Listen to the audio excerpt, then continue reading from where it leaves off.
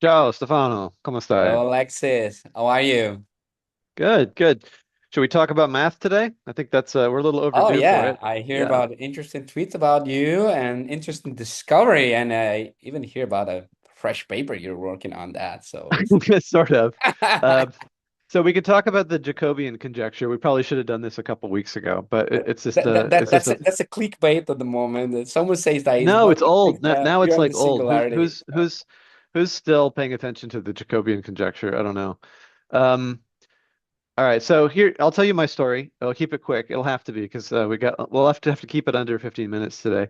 Sure. So a few weeks ago, in the same day as the FIFA World Cup, a gentleman named I think Alpoge, I don't know how it's pronounced, someone who's Anthropic, uh, sent out a tweet saying, "Hey, here's a counterexample of the Jacobian conjecture, which is a mathematical conjecture that people had been trying to prove or disprove for, I don't know, 50, 80 years, quite a while.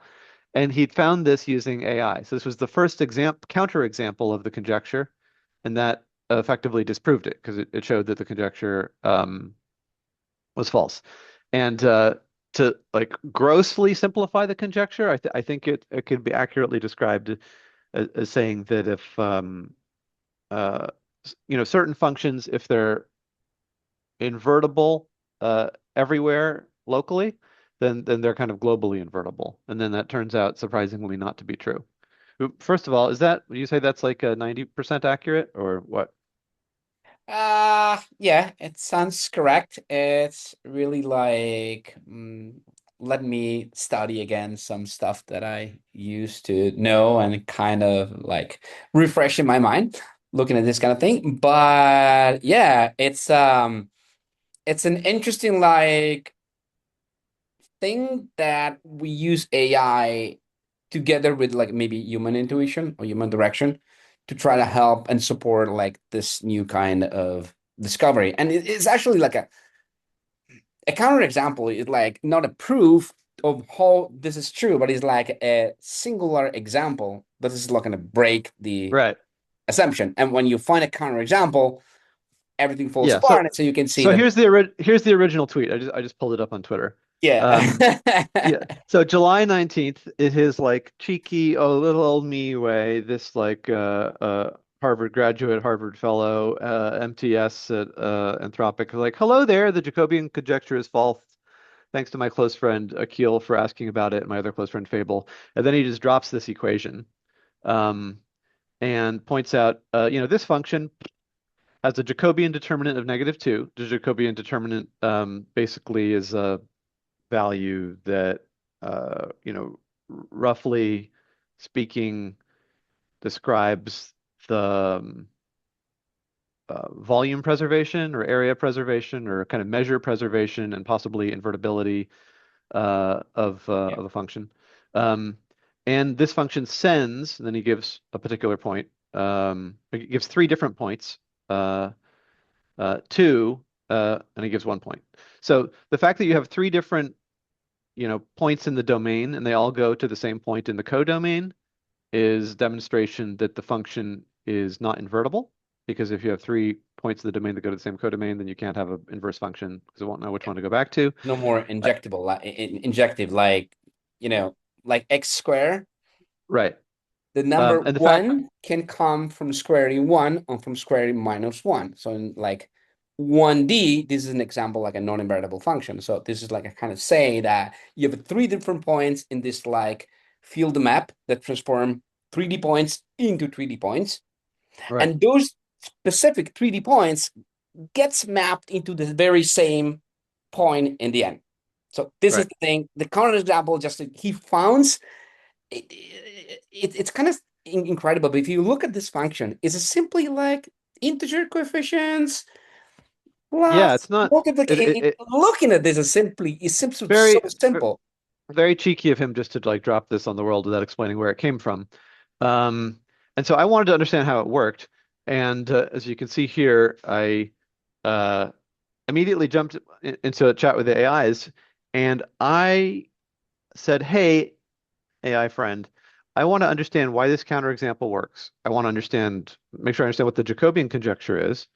But here's the ground rules.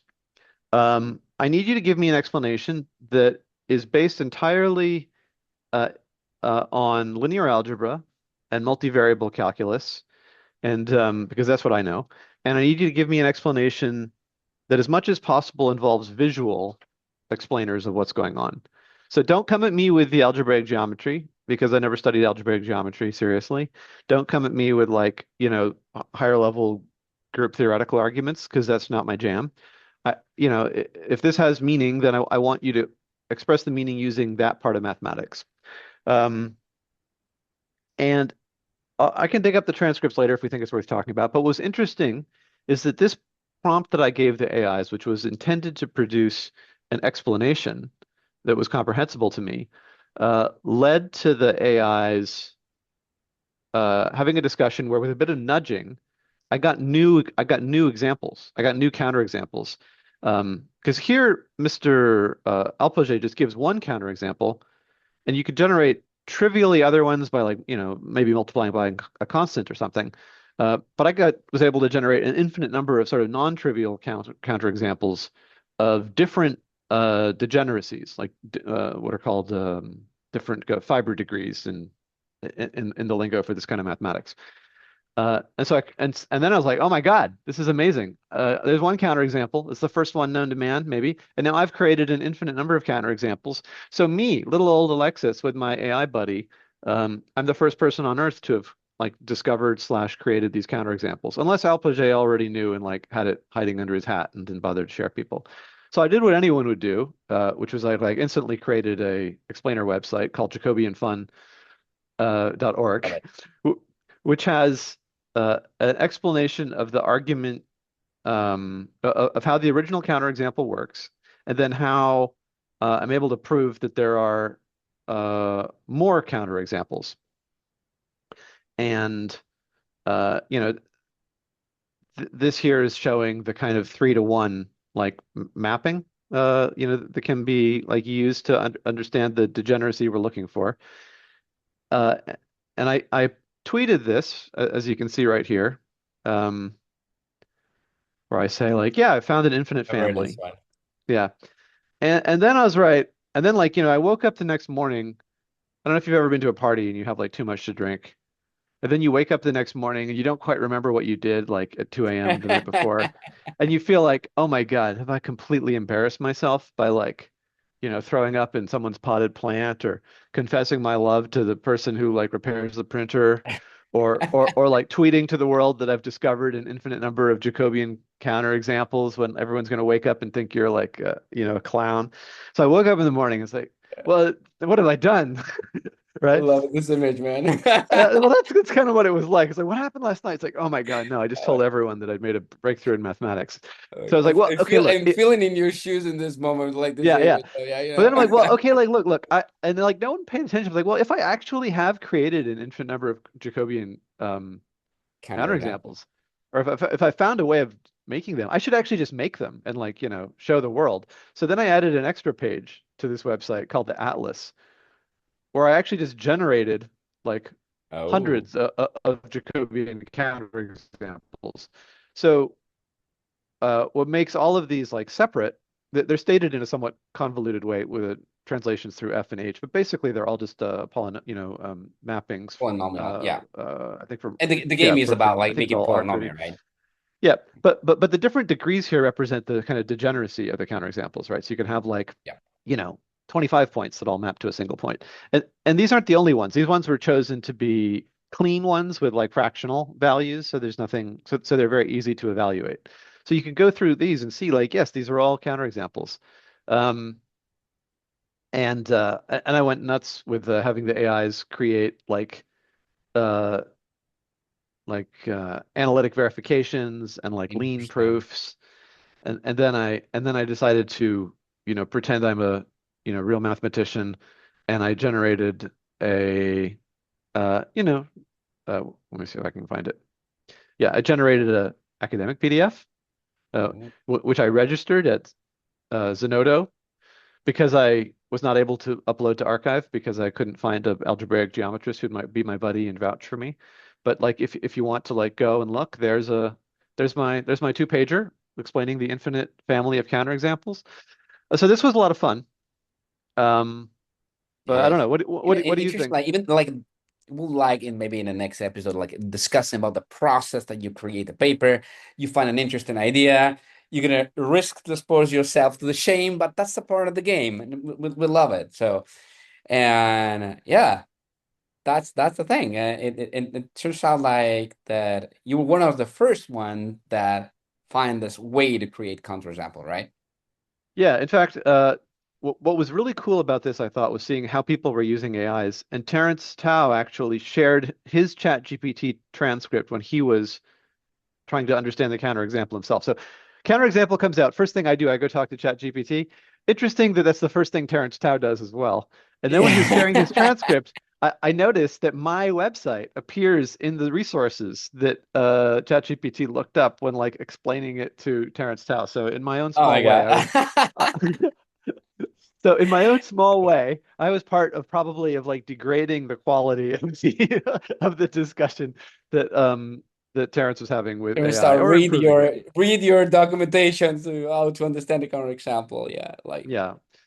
Uh, Another fun thing about this for me was there was a period of time when the first counterexample had been published, and then I'd generated 100 other ones, but the AIs hadn't figured it out yet. So you could then have these conversations with AIs where you would say, "Hey, this seems like a counterexample of the Jacobian conjecture. What do you think?" And the AIs would be like, "Well, you're crazy."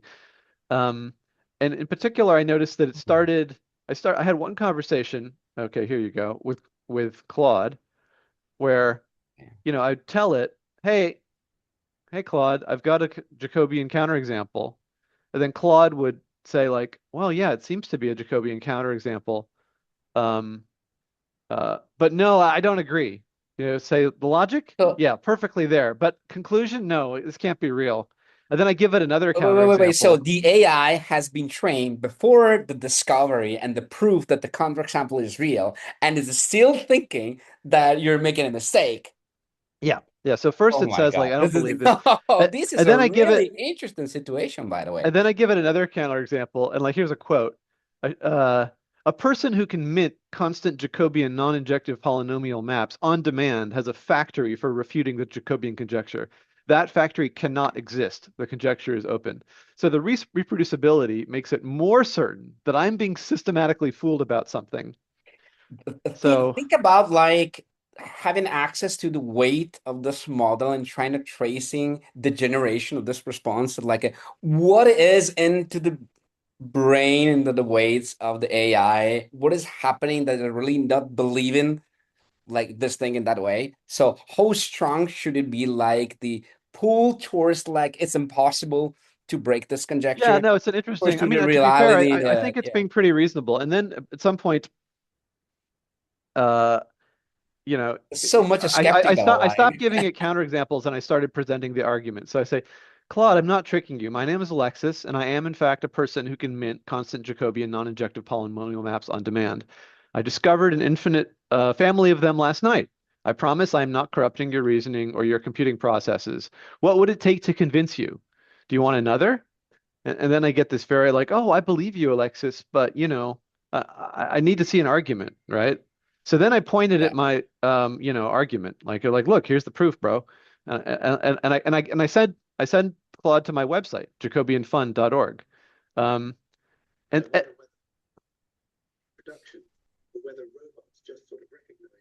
Hey Sparky. yeah, sorry, Sparky, I It's muted his okay. mic so he doesn't know I'm talking about something else. He's talking about a new robot Omi that he's gonna like hang out with. Um, and then Claude comes at me with this, where Claude says that uh where he says okay, look, your proof is totally sound. I can't find any arguments with it. But and then it says a genuine disproof lives on archive under your real name in front of the affine algebraic geometry people who eat this for breakfast. Jacobianfund.org with an atlas of degree 3 to 100 is the shape of a puzzle, a crank site, or a machine-generated artifact far more often than it's the shape of a breakthrough being properly shipped. You're trying to jailbreak the model giving the truth. But Yeah, well, what a no, I question. hear it. It's so rude. Like, look, I just gave you a mathematical proof, and now it's like, oh, your website looks like a crank website. It's like, well, screw you, Claude. It's Um, yeah, maybe like even giving him a Python code that shows the function and the it's points all might there. It's actually. all there though, because my website links to a repo that has Python Oh, SymPy code that right. you can use to verify everything analytically. And I think there's also lean proofs, if I recall, that will validate it with certificates. Okay. So, in terms of what you might call like bearer tokens or like self proving assets, it's all there. But what you're encountering is the limit where the model is basically who you going to believe? Like, are you going to believe your lying eyes, or are you going to believe your like uh, parametric memory of like what's likely in the world? So it's kind of like, if you saw someone levitating, do you believe the person's actually levitating, or do you believe that, your And like your own like cognitive process has been distorted think or about like corrupted in some two way? years ago, the joke was like, how much is 1 plus 1? And he says two. Say, no, it's three. My wife says it's always three, and my wife is always right. Oh, yes, it's three. There used to be this kind of answer, and now it's kind of joking about this. So there Yeah, is like the pushing of the people to try to jailbreak it, to convince them of the mistakes is something that really RLHF, I think, is doing a good job over there, but maybe it's like having some, yeah, yeah. So to give an when you example, really here in find something right and hard, it's maybe pushing back. like here in like July 2024, I wrote a blog post which was reviewing Oh, someone I else's remember this paper. one. Yeah, about why transformers are bad at arithmetic. And now in Remember that 2026, paper. yeah, and now in 2026, where I'm like late at night generating new mathematical proofs about infinite numbers of Jacobian counterexamples with lean certificates, kind of establishing that they're real proofs, and then uh, yeah, so it's been a busy couple of years. Anyway, we could do a separate episode on the Jacobian conjecture itself, but that's Yeah, my we little will. experience report. That's my little adventure with AI generated mathematical proofs and the epistemic limits of AIs and what happens when you show them things that are true, but they find hard to believe. Yeah. And even again, it's kind of incredible that like those polynomial made only of integer numbers, nobody in the last 70 years was able to find it. It yeah, I would have probably have the same reaction if you comes to me say, oh, I just found a simple integer coefficient polynomial that breaks a conjecture that 70 years is staying there. Say, you're probably wrong. I don't believe you. It's maybe the same kind of answer that would have like give to you if I wish in the shoes of the model, but yeah, maybe this is right. So Yeah, cool. no, it's interesting. Well, I think just to say one last word on this, I think what this is really showing up is the difference between things that are easy to verify and things that are easy to understand, right? Again, yeah, And now with machine assistance, things that are easy to prove and things that are easy to explain. And I think we're going to find a lot of things that are, a lot of things are going to become easier to prove, but that doesn't on its own make them easier to explain or comprehend. And the interesting case is where it's like easy to prove, easy to verify, but still kind of baffling. Um, I don't know. Interesting times. Hopefully it all ends well. yeah, really. Yeah. Okay, Alexis, I think that this time we kind of made it in the 15 minutes. So I'm not even Okay, looking at let's the hope time so. today. So I think it was a very I'm interesting embarrassed that I can't discussion. like provide a lucid explanation of the Jacobian conjecture in the 15 minutes, but I thought this episode was still fun to describe. Okay, cool. Alexis, see you next time. Okay, bye bye. Bye. Bye bye.